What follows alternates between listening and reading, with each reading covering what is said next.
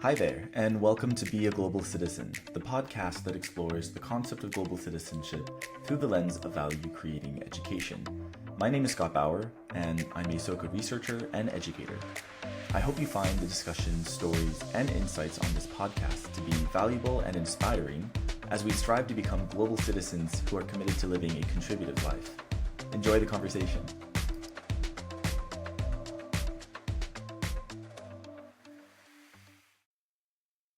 Good morning, Scott. Nice to see you. I am Cristi Marchetti, and I am calling in from Albany, New York. I am in my second year of a Harvard Educational Leadership program, and you were in the cohort ahead of me, which is how I came to know you. Hi, Cristi. Thank you so much. I'm so happy that we're able to connect across cohorts, right? Because, being that it was an online program, or it is an online program, we don't have the same kind of opportunities that like a residential program affords. But nonetheless, it's incredible how this network, this ecosystem of incredible educators from coast to coast, right? You in New York, me in California, and then many in different parts of the world, like different countries.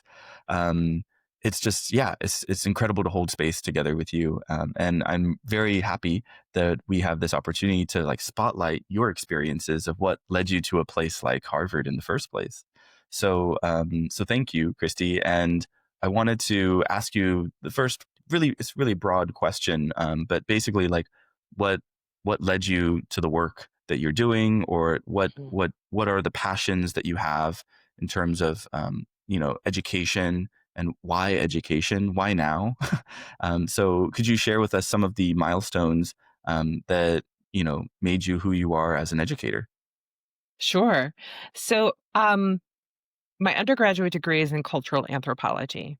And what I found was that while I was doing my undergraduate work, I was volunteering at United Cerebral Palsy and loved it. Absolutely loved it. They needed a teacher. They had somebody, I think, out on maternity leave. So I worked there for a year after college, about a year. And then I took a job as a publicity assistant doing independent trade book publicity. So after about a year and a half of that, I set up shop on my own and have my own business for quite a number of years, but really felt like all of the things I was doing outside of that work was volunteering with kids. So I was doing therapeutic horseback riding or volunteering doing tutoring. And I thought, okay, there's something there. I have to just finally accept it. So I went and got my graduate degree in secondary English education and had a job for 16 years in rural Pennsylvania. And I loved it. I loved being part of the community. I loved that when I rode my horse down the road, all my students drove by and I would see them all in the grocery store. And it's interesting because it's this contrast of an incredibly tight-knit local community, but I still yearned for that global part of it. So we had a terrible problem with opioids in that community. And I started looking around the world saying, well, what are other places doing about this? And I mean, it was much more in depth than this, all of the research that I was doing. But one of the things I kept coming back to was Belfast, Northern Ireland, and the work that Northern Ireland had done after the Troubles. So I thought I need to go there. And that was how I ended up finding the Fulbright Distinguished Award in Teaching Research program, which I applied for. I didn't get it the first time that I applied. I was waitlisted. And it was hilarious because my students were all with me through the whole process because I think it's important to model that for kids. And they were like, who do we need to take out? And I was like, no, like this is one of those things where we're just happy for people. And I was like, maybe you could hope for somebody to get pregnant and not want to travel, like, because then that's a blessing too. But I was like, no, we're happy for whoever gets it. And then I ended up getting it the following year, which in the end, I think is so great because I was able to say to kids, let me model for you what resilience is. This is what it looks like. So I went to Belfast, Northern Ireland, was able to get into schools all over the UK, the EU. I went up to Finland for a little bit and was able to get into schools there and created a toolkit about community use of schools. So I brought that back to Pennsylvania and then thought, okay, like that's it. There's nothing really else for me to do here because I don't want to be an administrator. And that's the pathway in education. If you want to go bigger, it's administration. I was like, no, I want to work with the kids. That's the part that I like. So I moved to New York and took a job at an independent college prep school and worked there for 6 years and got laid off because they had been single sex. They went co ed. So they got rid of half of their faculty and staff because we were all redundant. It was great timing. My child was getting ready to go off to a different school, so it was fine. And I was able to say to my students, I am going to model resilience for you. I am going to walk you through every single piece of what this kind of a transition is like, because either you'll get laid off, or someone you love will get laid off, or you will have to lay someone off. And I couldn't imagine a better end to a job of such love and support. So then I took a job at a dual enrollment high school based on a community college campus and got laid off again. Again, half the staff was laid off, and I am currently unemployed. And so I think it's really important, again, especially with students, to say this is reality. So a year ago, I started the Harvard program because, again, I was looking around the world saying, how do I do the next step? How do I have a bigger impact, a positive impact on young people to help them become whatever it is that they want to become? And so that is a much longer version of what you probably wanted. But that is how I came to the Harvard program and sort of how global citizenship ended up getting mixed in there. Wow, thank you so much, Christy, for sharing that response. It was not longer than it needed to be. It's exactly the right amount, and I appreciate you for sharing that with such vulnerability because, you are yet again modeling what it is like to kind of share this glimpse into your current reality, but also knowing that it's while many people might think getting laid off is, like the end all, like kind of like pushing you down. It's actually you can still have hope, and you can actually use that as a catalyst towards where you really should be, right? Where you will make the biggest Yes. impact, and wholeheartedly believing that in the face of maybe a lot of other people going through hardships, um, you know, because they also were laid off. I find that it's so important for individuals like yourself, right, to be that kind of like light where you show like, hey, it doesn't have to be doom and gloom. It doesn't have to be this way. Yeah, it's difficult. Yes, it'll be heavy. It might have you doubt yourself, right? We've been there, but to not sit in that, and allow it Hmm. to kind of overtake you or fester, all of that.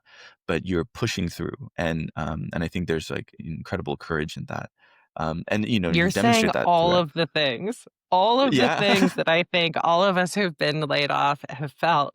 Well, and it's also an interesting time, right? I know I'm not alone.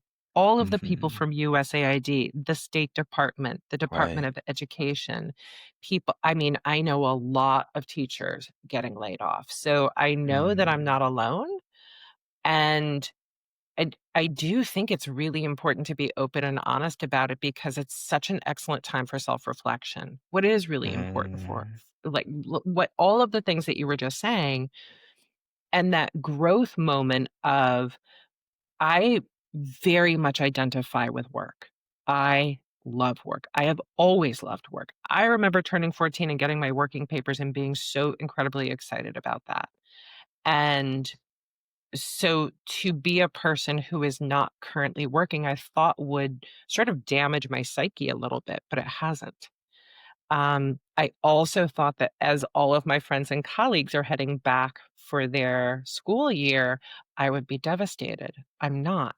I'm happy Mm, for them. I'm incredibly mm, happy for them, but it mm, hasn't ended up changing my sense of self, which I was shocked by. I truly thought that I was going to be devastated.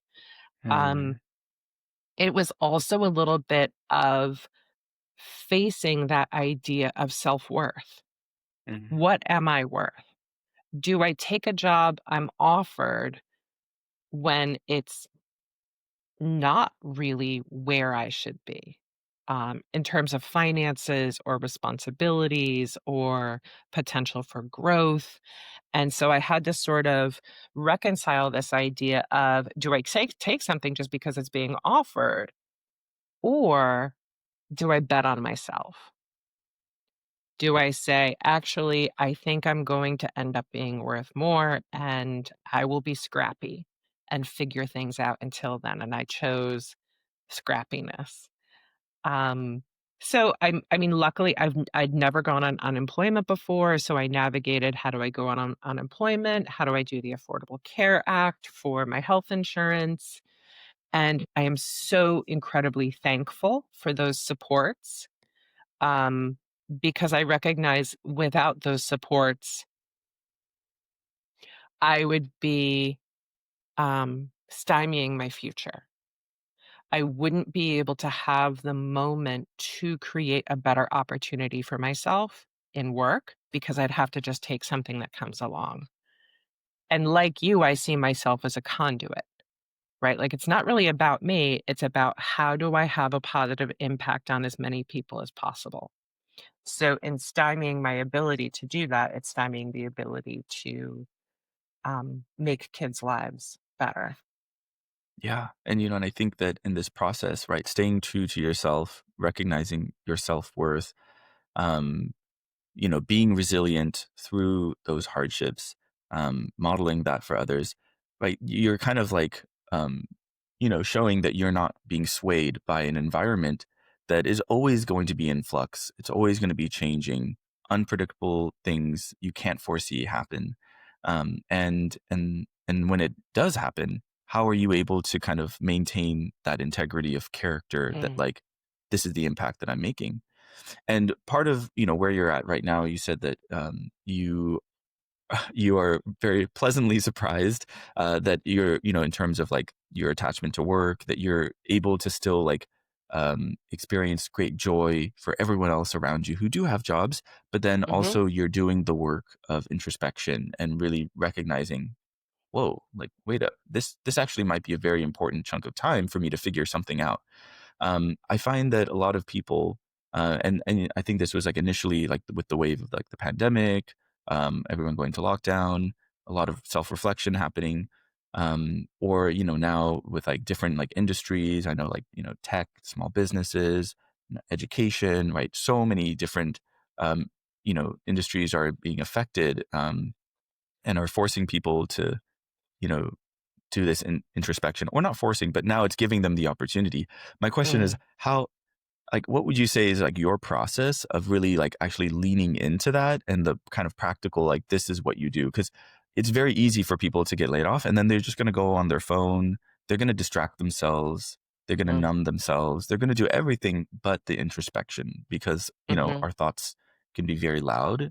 And sometimes that the truth of that is actually not what they're wanting to see, or they're Right. unwilling to see. So, you say it with such grace, but I know it takes work. So can you unpack that a little bit more? Sure. Part of it is that I'm a Virgo. So, I mean, that takes care of a lot of it, for me. But a bigger part is I have a spreadsheet that I had created for job tracking, and you can imagine what a Virgo creates, right? Like, I like to think it is a thing of beauty. And so I also, on my spreadsheet, had created, a dashboard so I can see all of my stats and what's happening, and look for patterns of, are there certain industries where I'm applying where they're just not interested, or like what are sort of the through lines in all of that. So part of it is I try not to let 2 days go by without applying for a job, or thinking seriously about applying for a job. I also did an experiment. I was taking an evidence class, and so one of the things that I did was I said, "Okay, so here are a couple of jobs that I'm, like, not really interested in. So what I'm gonna do is, ap like, all things being equal, I'm going to apply for this one using a cover letter I write and this one using a cover letter AI writes." And I was like, "Let's see what happens." The human versus AI wins. Like, my cover letters and resumes were the ones that were actually getting better results. So I did that for a couple of weeks, sort of checking that out. So that's part of it, is if we have something that becomes routine and where we're sort of doing interesting things with our data, like if I were to just have a folder with all of my like cover letters and resumes, I would have no sense. But because I'm housing it all in a spreadsheet, um, it then makes me question, what am I missing that is not getting me the calls from these types of jobs? Do I need to do an internship in order to get to that next level? And if I think that that will work, is that what I really want to do? So, for example, I have applied for some internships, but I didn't apply to others because I thought that's not really the direction that I want to end up going. It's very easy, as you said, to like pick up the phone or avoid introspection. I would say I lean on my friends a lot because they know what's important to me. And so my friends have been some of the ones who, like, I was offered this one job and I was really excited about it. And I talked to professors about it. I talked to career services about it. I talked to friends about it. Every single person was like, this is the job that you're excited about. Um, because it was going to be a 12-month job versus a 10-month job, I was like, "Oh, actually, it's $20,000 less than what I expected because of those 2 months." So that's actually less money than what I was making before. And I had to really talk with friends, and they were the ones who said, "You need to invest in yourself." So I would say this to sort of sum it all up: avoid the scrolling, right? Avoid all of the scrolling and those habits that we develop to not do what we're supposed to do by creating some sort of a system, creating a routine of expectation for yourself and holding yourself accountable, and lean on friends to help keep you accountable. Asking those questions. What have you applied for? What are you interested in? And all of those things sort of help keep all of that on track. I also am really lucky. I'm in the Harvard program, right? Like there is so much that I'm just doing every day that I don't have I don't have just downtime or dead hours. And I picked up some college counseling, I picked up some tutoring. So um that's my advice. That was way too long. Sorry about that, Scott. No, no, no, you're good. Thank you so much. I mean, it's very clear that, being like self-starter, very active, coming up with a plan, right, through that spreadsheet. This is really important to kind of be able to see patterns emerge. But there's only so much that we can see from our own two eyes. Having a friend network to hold you accountable to like, yeah, I mean, they'll probably look at, the fact that there's a pay cut or there's a lack of, investment back into yourself where they can very confidently say, yeah, I don't that might not work, Mhm. and then for you to then trust in that friend and be like, you know what, you're right. Actually, I might have to reconsider this. All that work that you put Yeah. into it is not for, like nothing. It's to inform you that like, wow, that actually is a deal breaker now, Right. and let me add that to the list and then continue on. So And I one of really the appreciate things that. a friend had also made the point. I was like, "Well, I think I would really like this job." And she was like, "You like everything." She was like, "You really are a human golden retriever. Like, you like everything. So of course, like you'll go to any job and you'll love that job. So like take that out of it because another job that you'll like will Right. be there." And I thought that that was really astute that I wouldn't have necessarily picked up on myself because Mm, I was so excited about the job that right. And I I wasn't think able to sort of see that bigger picture. so then, yeah, in some ways that actually kind of brings me to the next question I wanted to ask you because, with I don't know if it's a personality type or or it's Mm, a Virgo thing or I don't know what it is of like liking, everything and being excited to jump into the next thing. Um, but that can, lead you down multitude of paths, right? Or lead you in down a path that then gets you excited about another path, which gets, branching path after branching path. Next thing you know it, you're lost in the middle of the forest. You did mention about like impact and like the mhm. importance that you derived from being able to like have that impact in classrooms within communities as well. But as you're in this kind of moment of like introspection, building skills, building network, I feel like really clearly defining your impact is going to help you get through that forest in terms of like all the possibilities. So um, you know, could you maybe speak a little bit to like what you are wanting your impact to be, and how that impact ties back to specific core values that are helping you navigate this period of transition into the next job? Yes. So I'll take the first part. Um, I had mentioned the Fulbright, and I think hopefully you can link or mention in the show description about the Fulbright, really the Fulbright program. I encourage everybody who is interested in being a global citizen to look at the Fulbright programs. I specifically am really well versed with the teacher programs, and they also have professional programs, student programs.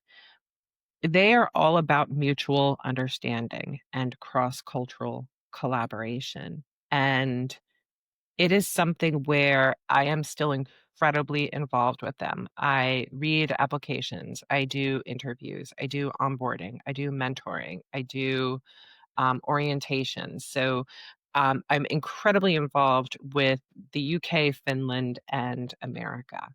And being able to still keep up with, like, it killed me a little bit that in the Finnish, embassy down in DC, they were having an event. I wanted to go so badly, but I couldn't take the days off work.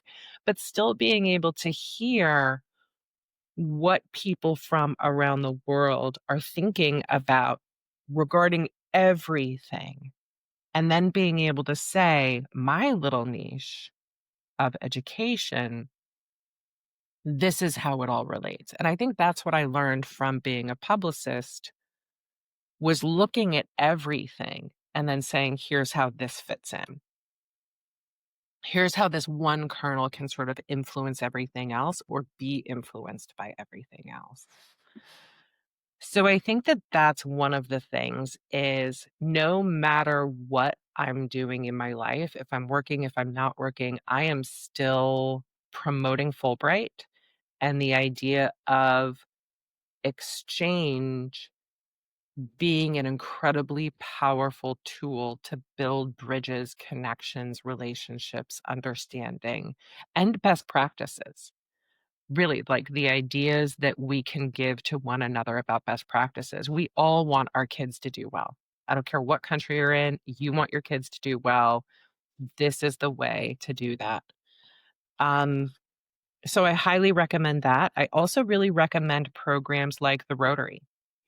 And Rotary is international, and it's an opportunity for people to have ideas shared around the world. Like they targeted polio and made such an incredible difference with polio. So there are organizations already out there where whatever it is that people are able to do in terms of time, energy, do it.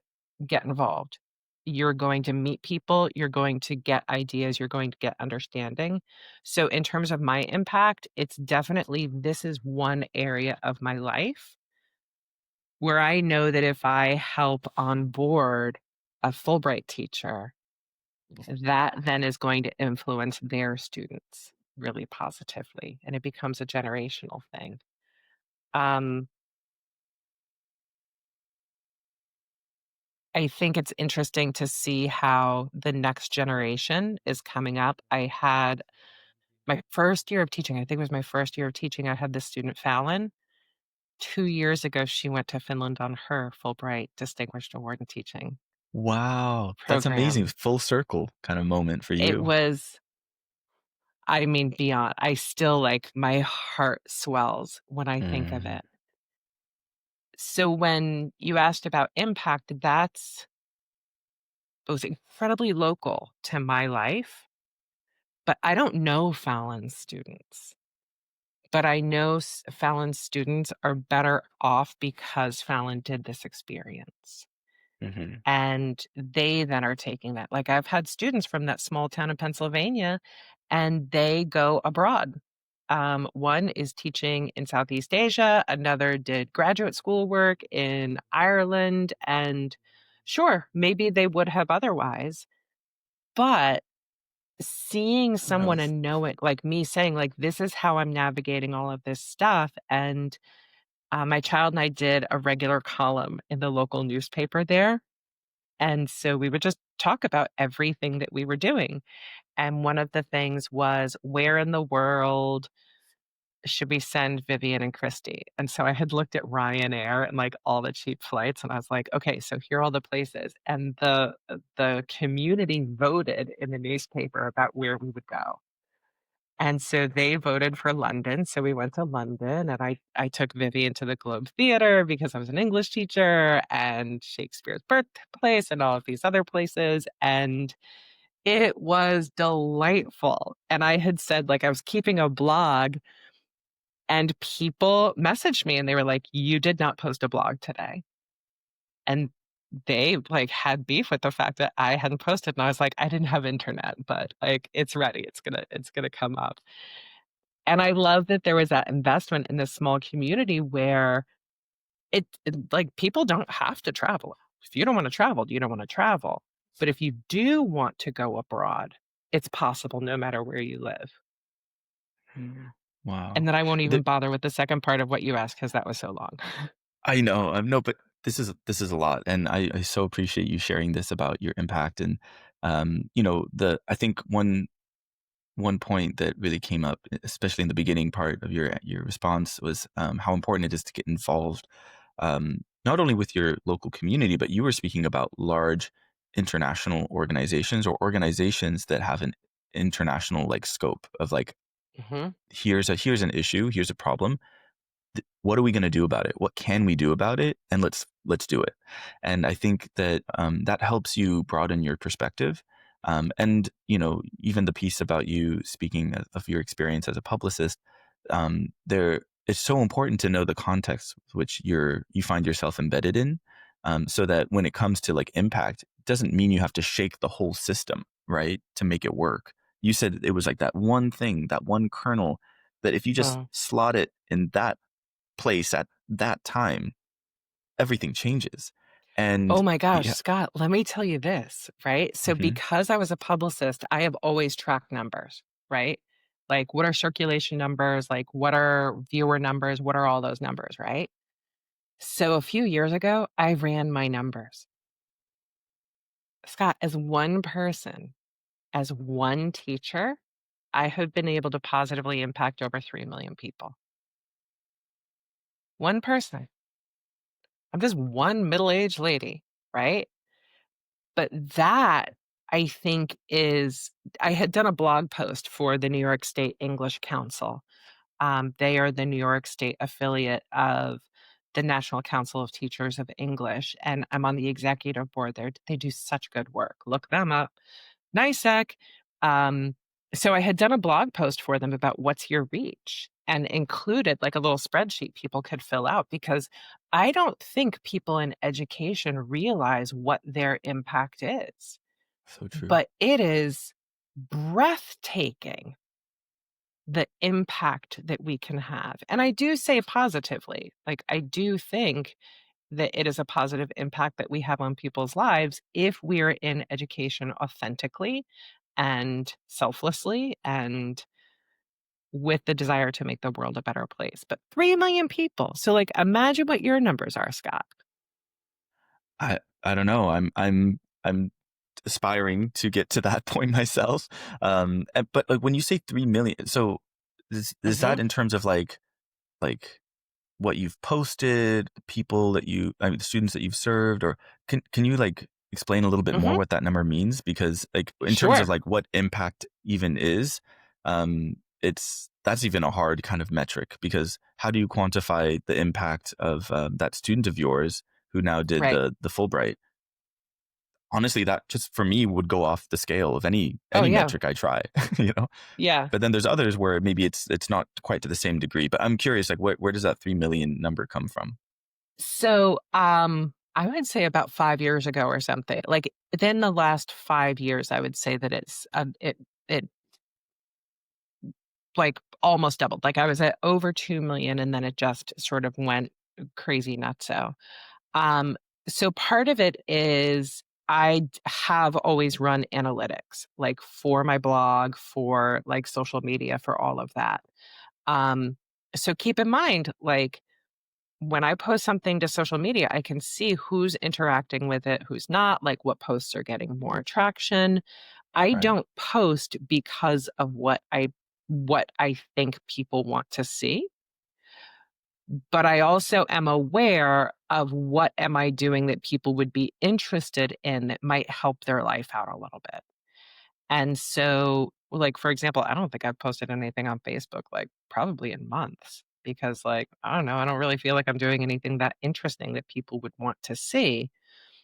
But some posts do get a lot of traction. I've written articles, I've written blog posts, I've done interviews, like, I've done some media stuff. So, like, just keeping track of all of those numbers.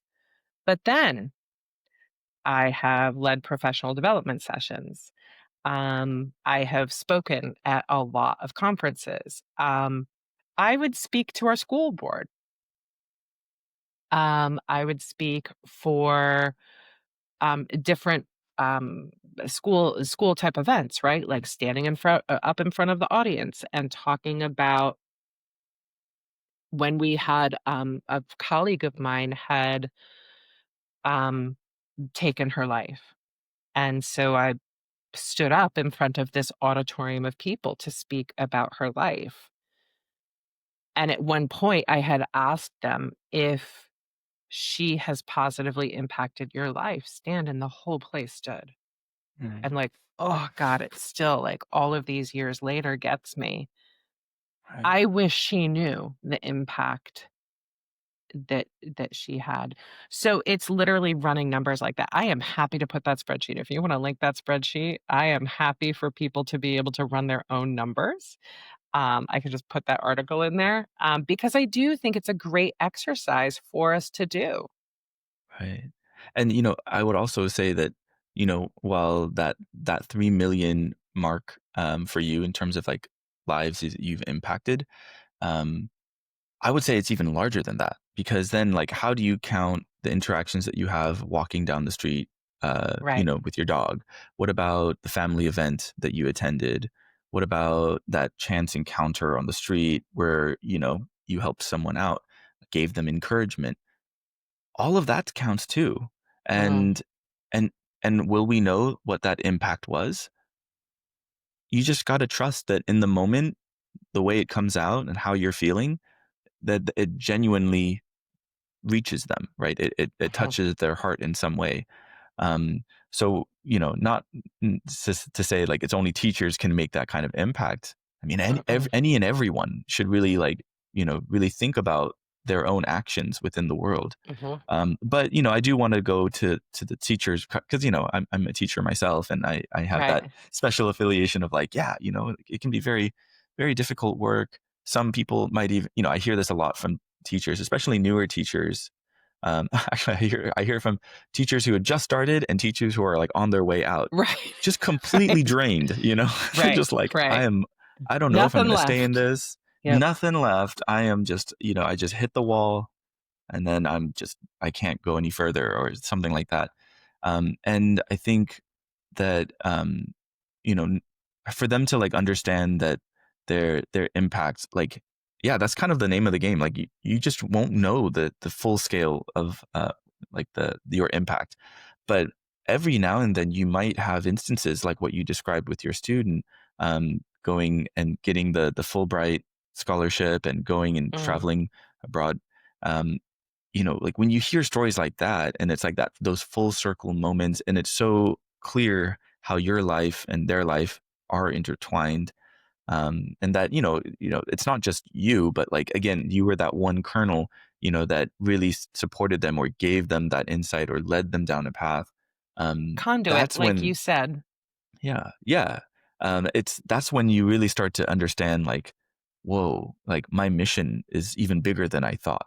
Because I think if we're doing our jobs right as teachers, we're actually supporting the next generation to be better than us, right? Yes. Because this is not meant to be an ego thing. This is meant to be Nope. a truly, like, It is the not spirit of about us. education. Yeah, the spirit of education is like, you said, like, you want your child, your young people to be set up for what they will face in the future. And let's be real, what we're facing right now in our future is pretty scary. I think it's very clear that it's never gotten to such an extreme across many, many different Mhm. dimensions. And yet we need to model what does hope look like in the face of overwhelming kind of obstacles or just negativity. Agreed. And And yeah. I think it looks like our ethics and our morals. It looks like those really basic things, right? So here's an interesting thing. Um, when I was looking at this small town and I was like, kids are dying from opioids, like we've got to do something about it. This In is going to rural be like, Pennsylvania, right? right, this is going to be an Right. incredibly truncated version. But I started looking around and sort of came up with this theory that what's happening is kids get to the point of about middle school, right? Developmentally, they start to say, okay, I want to make these decisions for myself. I want to be independent. I don't want to go to parents, family, like whoever those trusted adults are there. Like, I don't want to have to go to them because I am growing up. So something happens and they're too embarrassed to ask their friends for help. They're too embarrassed to ask their trusted adults for help. And so they don't do anything. And then what happens is somebody offers them something. And in that moment, they think, okay, I'm going to seem like grown up and mature and in control of this thing. So they try it. And then that's it. Like, then suddenly it's out of control. So, like, I theorize there is a moment where a kid that age could reach out to trusted adults to mentor them through that moment. And if they don't, then that's sort of that spiral downward. And then the only way to get back out of that is developmentally. You've got to go back to that moment. And then you have to work through developmentally all of those stages, right? Or it's Right. this arrested development. So, I mean, there was so much interesting stuff about that. So, what happened was I looked at like the World Happiness Study and that Harvard longevity study. It's been going on for almost 80 years. And what it all comes down to is this: people want to be loved and they want to love others. Like, literally, that's what it comes down to. People want to care about others and they want to be cared about. It comes down to such incredibly basic things. So, how, like, I was really looking at this idea of how do we make this multi generational?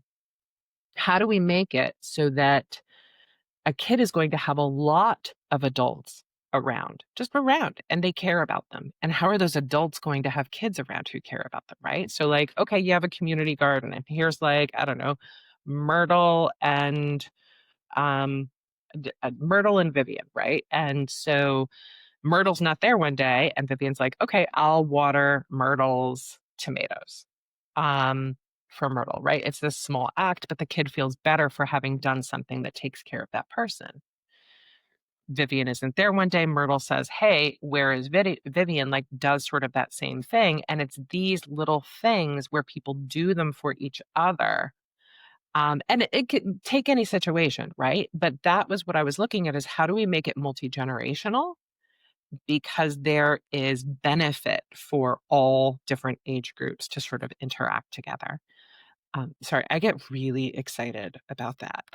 No, I rightly just so, because that is the kind of like social fabric that, is kind of being torn apart or has already been kind of ripped apart in certain areas of this country and the world itself. But, in terms of like what it takes to kind of start weaving these threads together and pulling them tight, Mhm. right? That the word interconnectedness definitely comes up. Oh, That yeah. and then it's like the manner with which we engage with each other to give that much grace, to give that feeling of, like, altruistic spirit of like, I'm doing this for you, but I'm also doing Yeah. this for a community that I just fully rely on and I'm appreciative of. The intergenerational piece as well, so important, right? A lot of young people just kind of are like wanting to kind of, go out on their own. I don't need anyone. And then you have on the other extreme, and but that so that young person going out on their own then experiences isolation and like loneliness. Then you have the other extreme of like, elderly population completely on their own, right? Like everyone else too busy, not really paying attention. And so you have, this kind of, all so many different disconnects. And I see that, happening. But, you Mhm. used the word mentorship a couple times when it came to Yeah. like, that critical moment, do they have a trusted, adult Adult. figure? Yeah. And I wanted to kind of hone in on that because I think mentorship is something crucial, that, we all must have experienced in our lives, either good mentors or bad mentors. And for yourself to have served as a good mentor for many, if not all of your students, right? It's not to say like, oh, I True. was like the number one favorite teacher for every single True. student. I Oh, mean, no, lots of people don't like me. and same, right? But like for Yeah. those students that, really you connected with and you impacted on a really, on a level that you probably can't even fathom. Not none of us can. Um, could you maybe speak briefly to like a figure in your childhood that was a mentor figure that allowed you to kind of really emphasize some of those like core values or ethics that you were speaking of that are so Mm. vital for this like social fabric that we're building together? Sure. I can say this, it wasn't at school. From a very early age, I hated school, didn't like it, didn't feel connected there, didn't feel like I mattered there, felt alienated. But my Aunt Sue, who taught elementary school for, I don't know, 40 years or something, she is the kindest, most patient person I know. She's also the most positive person I know. And I I would say that she is a little bit of my touchstone when I think about professionalism in a teaching career and how to stay engaged and how to continually learn and challenge oneself. That's Aunt Sue, I would say, who was that person. And, I mean, it was even like Aunt Sue one time I spell my name with a C. Aunt Sue had a student named Christy in her class who spelled it with a K, and she sent me a charm with a K on it for, like, a birthday present or something. And what I love about that is that think about what that says about how she felt about her student. She felt that connected to her student that it was on the same level as a niece. Like, that's really, really powerful. I always thought it was such a beautiful thing that it was, like, "Oh, it was a mistake," but really it was affirming that her students mattered to her as much as family, which I think is powerful. That is so powerful. And I just kind of want us to sit with that for a little bit because I think you know, we have teachers, right, who go into the profession and they do it for all the right reasons. But let's be honest, sometimes it can just kind of be going through the motions, right? Mhm. Or, or you're trying to aspire towards like, higher administrative leadership because that just sounds like a good thing, right? But truly, those who who understand like the kind of impact that they're making and understand the long-term project that truly a humanistic education is, and what it means for the future. Exactly what Aunt Sue, in the way you described her approach of thinking of each of her children, I mean, each of her students as if they were her very own child or her niece. Can you imagine if we had teachers who had that as their baseline? I mean, oh my gosh, that actually might be the silver bullet, honestly. Now, That is. but like it's Yeah. so heartwarming, like the way you speak about your Aunt Sue with like such respect, such love, and you know that impact that she made on you, and then everything else that you've spoken about with these, like different, school populations in different parts of the U.S., mo- you know, doing research, getting connected to different international organizations, going and traveling abroad, doing a program at Harvard, expanding your impact. All of that is what you're telling me is it kind of connects back to Aunt Sue. Isn't that crazy? Absolutely. Absolutely. I mean, really, when I was in school, I can't tell you how horrible it was. It was just terrible. And I will say this, I apologize to everyone in high school. I was a jerk. Like, I hated myself so much because I hated being in school so much that I really turned that outward. Mhm. And I think I was mean to people. And really it was because I didn't like myself. And then I got out of high school and I was like, this is great. Like, this is great not being in this school anymore. And so I think part of it was, boy, I don't want other kids to feel like that, right? Like 12 years or however long you're in elementary, middle, and high school to go through that. Like, as a teacher, I get it when a kid comes in and they're having a day. I'm like, dude, I get it. Like, school sucks a lot of the time. Like, yeah, take a load off a little bit. Like, let's go revisit what is actually important. And, like, you know what's not important? This paper. What is important? How are you feeling about yourself? How are you feeling about your place in the world? Um, Mhm. so yeah, I think that you're right. That all comes from Aunt Sue. Shout out to Aunt Sue. I think Aunt Sue. it's just really wonderful when we allow ourselves these moments to think back on, major influences on our lives, because maybe we find ourselves in moments, careers where we are the major influence on it. But we kind of we have that, we are rightfully so the protagonists of our own lives, and we're doing our thing to the Mm, best of our ability. But as we are getting older, right, we kind of position ourselves in a certain way, and as this society. But really, that interconnectedness across generations, like you said, that version of you, as like young niece to Aunt Sue, at whatever grade level, is still going to be there, right? It's and that mhm, that will never leave you. And I think given the hustle and bustle of just life, society, we don't allow that side of ourselves to really come to the fore.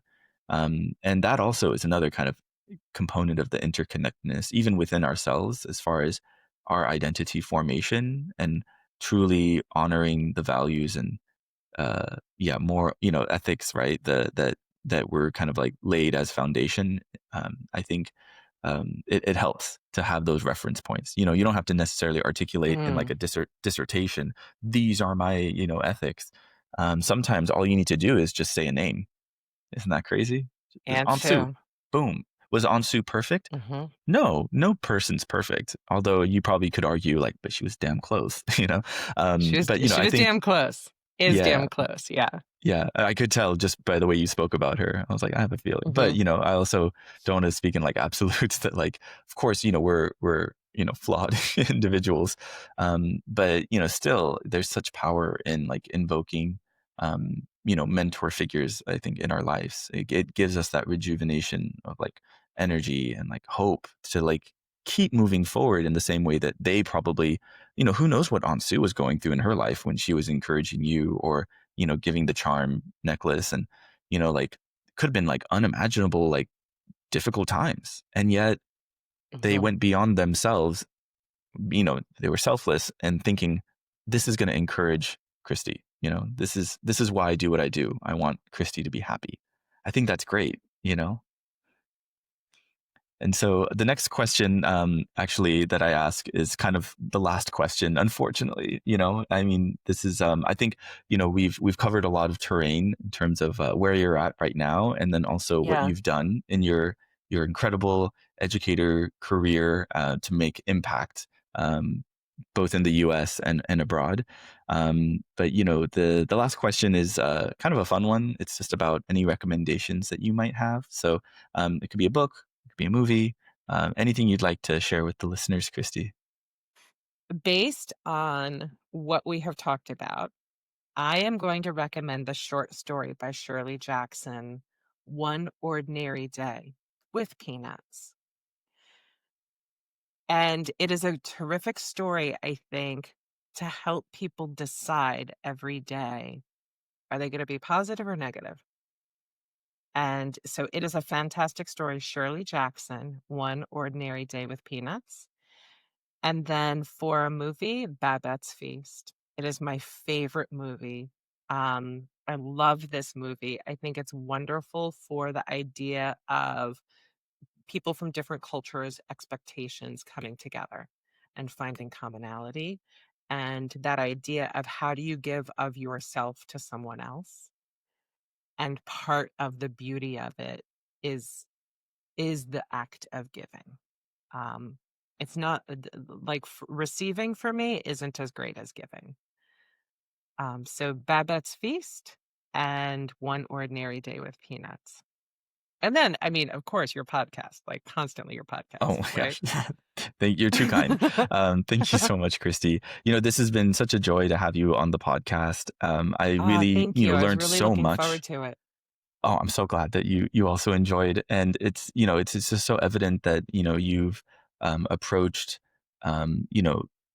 not only your work but just your life with this mindset of resilience, with hope, and then also the whole growth mindset of like kind of pushing forward, learning, asking yourself what kind of impact do you want to be making, how to scale impact, how to really lean into those complexities, but then also getting real and just grounded in the moment and saying this is where I'm at, and that's okay too.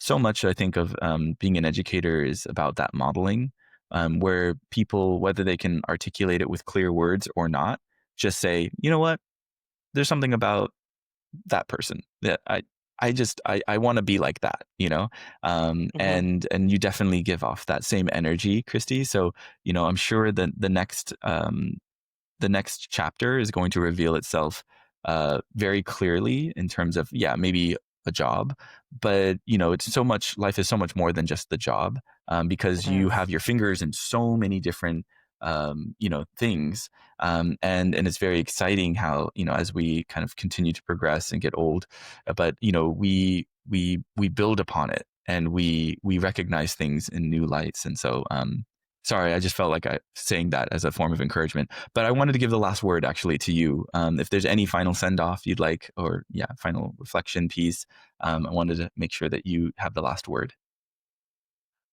Something when I did my Fulbright orientation, it was say yes. Things that come up, say yes. And that's an idea that I think is really important in terms of global citizenship, is saying yes to the things that matter and no to the things that don't. I mean, I have a easy time saying no. But if it's something about global citizenship, say yes, because you don't know how you're going to be able to help other people.